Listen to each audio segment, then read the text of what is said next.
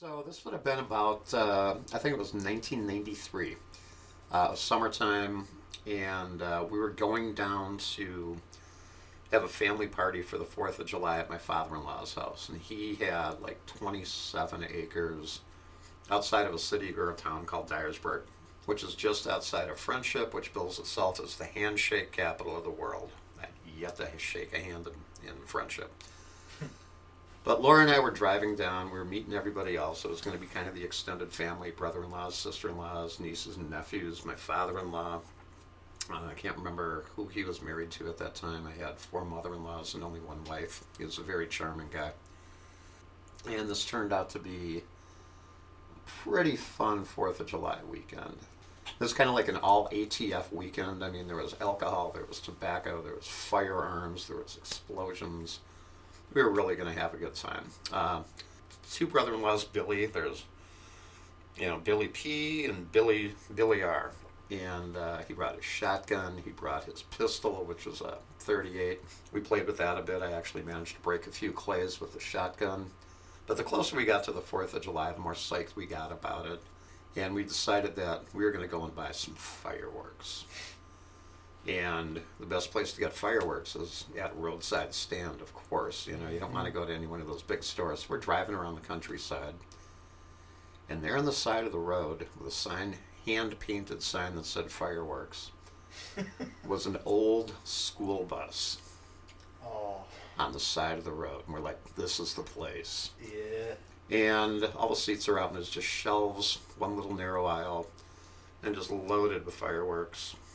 Bought it all, loaded it up, came back, had lunch. We left the grocery bags sitting outside the garage. Beautiful sunny day. Storm comes flying through out of nowhere. Downpour for about 15, 20 minutes.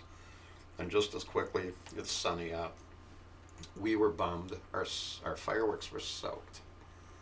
Bags were dripping wet, and we were like, not a good thing.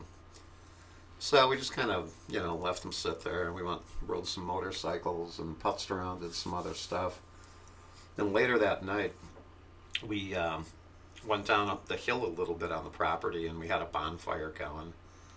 Got tunes blasting away. We're having a couple of beers. I'm smoking a couple of cigarettes. Fire's blazing away, and we were very, very depressed that our fireworks weren't going. So Billy and I are sitting there, and we pulled out a packet of bottle rockets and took one out, chucked it in the fire as we're talking, just kind of like you'd toss a pebble into a pond. And a couple minutes later, you hear this little poof, little pitiful pop. We're like, oh. So we threw a couple more in there, and we're talking, having a beer. Eventually, it's like poof, poof, poof. We're like, ah. So we started chucking fistfuls of bottle rockets, like dozens and dozens and dozens of bottle rockets, and packages of waterlogged Roman candles, and packages of firecrackers, and packages of things that scream and spin and shoot up into the air and shoot fountains of flame. Because they're wet. They're not going to work until they dry out. Quickly. And this is right about the time that my wife and my sister-in-law came down with the kids. And all hell broke loose. There was bottle rockets shooting at it, shooting straight up, bouncing off the car, going through the car, bouncing off the inside of the dashboard and back out, skipping off rocks, hitting us in the back as we're running, screaming and laughing. It was, we celebrated America by blowing up a small portion of the country we love. And that was the 4th of July. I think our motto that week was, let's do something dangerous and stupid.